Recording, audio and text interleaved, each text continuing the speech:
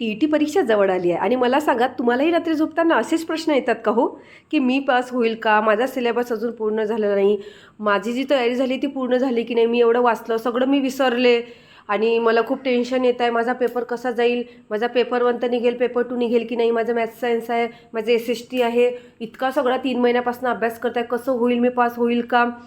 बरोबर आहे ना. तर तुम्ही योग्य प्लॅटफॉर्मवर आहात. नमस्कार मंडळी, मी वैशाली तुमच्या सर्वांचे स्वागत करते आणि आज आपण अशाच विषयावर बोलणार आहे. हेच टॉपिक आपण कंटिन्यू करणार आहोत की परीक्षा जवळ आली तर मी एवढी गोंधळलेली का, मला का वाटते मी सगळं विसरले, मला का वाटतंय की मी पास होईल की नाही, आणि घरकामामुळे माझा अभ्यास खूप कमी झाला आहे. तर या प्रश्नाची उत्तरं तुम्हाला मी देणार आहे.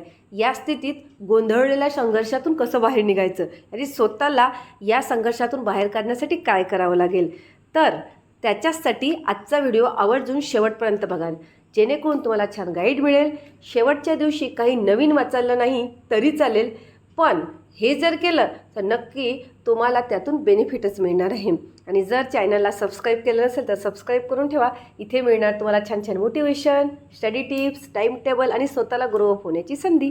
तर नक्की व्हिडिओला आत्ता लाईक करा पटकन, आणि जेणेकरून तुम्हाला माझ्याकडून आणि मला तुमच्याकडून पॉझिटिव्ह वाईब्स तयार होतील. तर बघा, काही दिवसापूर्वी ना मला एका ताईचा मेसेज आला. ती म्हणाली, ताई मी रोज अभ्यास करते पण मला इतकी भीती वाटत आहे की माझ्याकडून काही होणारच नाही का. मग मी त्या ताईला पुन्हा ईमेल केला, ताई तू रोज किती तास अभ्यास करते. ती म्हणाली 2 तास. मी विचारलं, मग रोज 2 तास अभ्यास करण्याची व्यक्ती अपयशी कशी होऊ शकते. तेव्हा त्या ताईचा मला 2 दिवस मेलच आला नाही. आणि नंतर मी पुन्हा त्यांना मेल केला की अनेक वेळा ना काय होतं माहिती आहे, आपल्या ज्ञानाची कमतरता नसते, पण अनेक वेळा आपल्याला कॉन्फिडन्सची कमी असते. आणि याच कॉन्फिडन्सच्या कमीमुळे आपल्याला पेपरमध्ये हात कापतात, आपल्याला दिसायला कमी लागतं, आपण पॅनिक होतो, म्हणजे जे येतं ना तेही चुकवून बसतो. त्यामुळे कधीही स्वतःला कमजोर समजायचं नाही. नाही येत ना तरी कॉन्फिडन्सनी स्वतःला इतकं इम्प्रूव्ह करायचं की आपलं उत्तर बरोबर आहे आणि त्याच्यासाठी मी काय करू शकते, कोणत्या टेक्निक वापरू शकते. म्हणजे बरोबर उत्तर म्हणजे आता 4 पर्याय असतात ना, 4 पर्यायापैकी कुठलं तरी एक बरोबर राहतं. मग एक बरोबर राहण्यासाठी आपलं ज्ञान उपयोगी लावायचं. पॅनिक होऊन काय फायदा असतो, म्हणून कधीही पॅनिक व्हायचं नाही. आता मी तुम्हाला एक उदाहरण देते. एका शेतकऱ्याने बी पेरलं, दुसऱ्या दिवशी तो शेतात गेला, बी आलंच नाही. तिसऱ्या दिवशी गेला तरीही आलं नाही. त्याने ते बी उपटून पाहिलं का ते वाढतंय की का. पण खरं सांगते ताई, आपण जेव्हा तसंच करतो त्या शेतकऱ्याप्रमाणे आपणही स्वतःला असं बाहेर काढून घेतो की नाही मी खरंच होईल का, माझ्याशानं काही होईल का. पण जेव्हा तो शेतकरी बी काढतो ना त्याला कोंब फुटलेले असतात. तसंच आपलंही असते. आपण इथून बाहेर निघतो आणि पण आपल्याला हेच कळत नाही की या सगळ्या गोष्टीची आपली नोंद होत असते, कुठेतरी सकारात्मक परिणाम होत असतात. आणि जिथपर्यंत पोहोचतो ना पुन्हा शून्यातून पुन्हा प्रयत्न करावे लागतात 50पर्यंत जायसाठी. म्हणजे 50पर्यंत ऑलरेडी पोहोचलो असतो आणि 50पर्यंत 2-3 निगेटिव्ह विचार केले की पुन्हा शून्यावर येतो. म्हणून कधीही जो 50वर ॲव्हरेज आहे ना तो तसाच ठेवून पुन्हा नवीन सुरुवात करायची नाही. 50चा ॲव्हरेज पुढे कंटिन्यू करायचा. स्वतःला हिंमत देत राहायची, स्वतःला पॉझिटिव्ह अफर्मेशन देत राहायचे.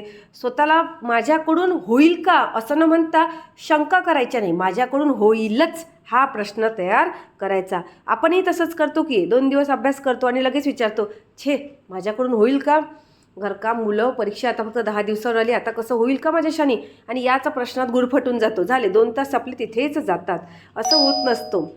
बघा, जसं बीज तयार व्हायला वेळ लागतो ना तसा यशालाही वेळ लागतो, अभ्यासाला वेळ लागतो, स्वतःला ग्रो अप होण्यासाठी वेळ लागतो.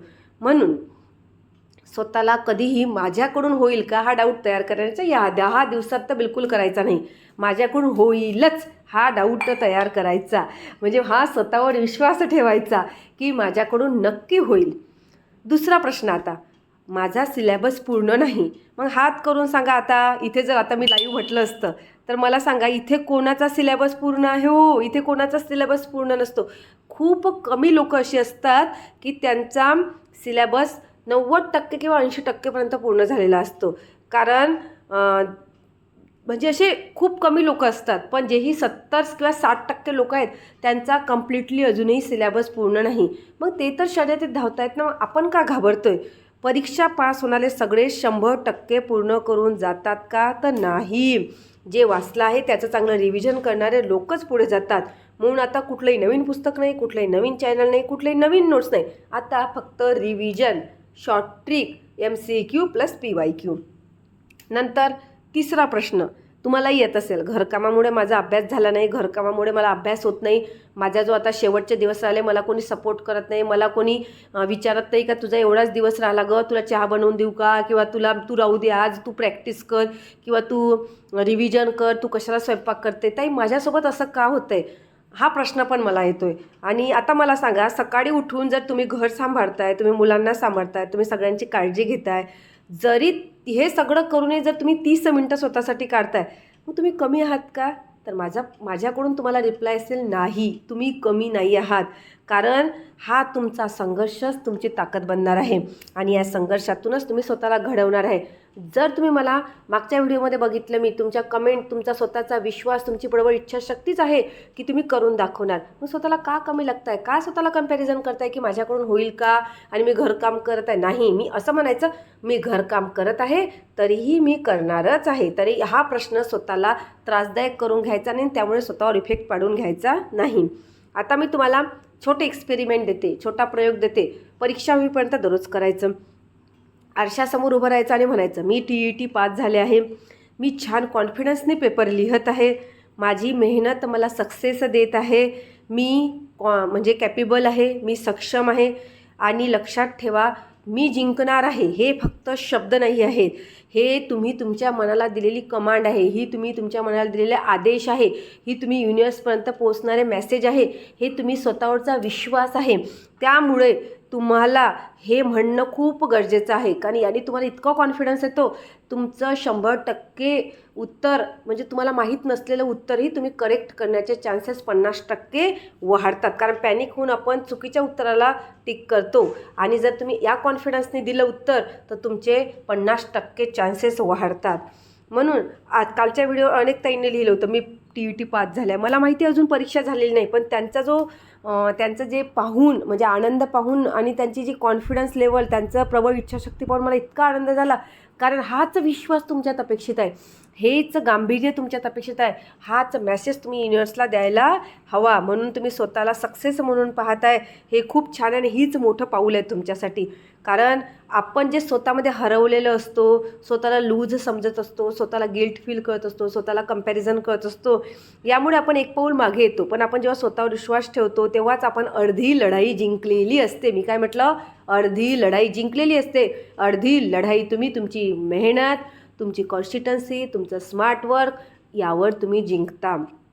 म्हणून ताईंनो, आजपासून एक गोष्ट लक्षात ठेवा, पेपरची भीती मनात ठेवायची नाही, अभ्यासाची सवय ठेवा, निकालाची रिझल्टची चिंता करायची नाही.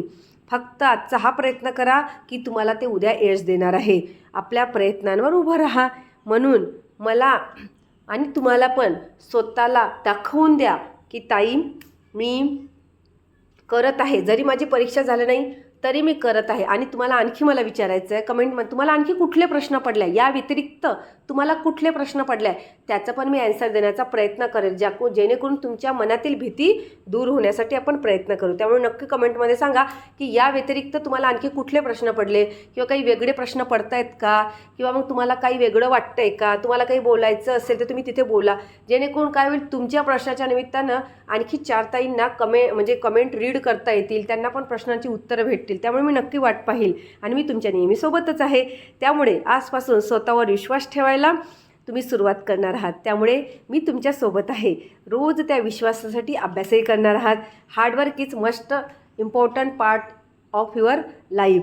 त्यामुळे स्वतःला सकारात्मक विचार, सातत्यपूर्ण अभ्यास आणि प्रबळ इच्छाशक्ती इज इक्वल टू यश. म्हणून लक्षात ठेवा, तुम्ही करू शकता, तुम्ही नक्कीच करू शकता, तुम्ही करणार आहातच आणि तुमच्यात ती कॅपेबिलिटी आहे.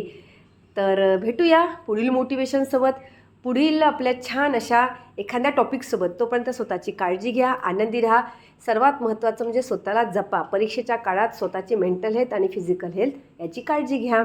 Best of luck. बाय.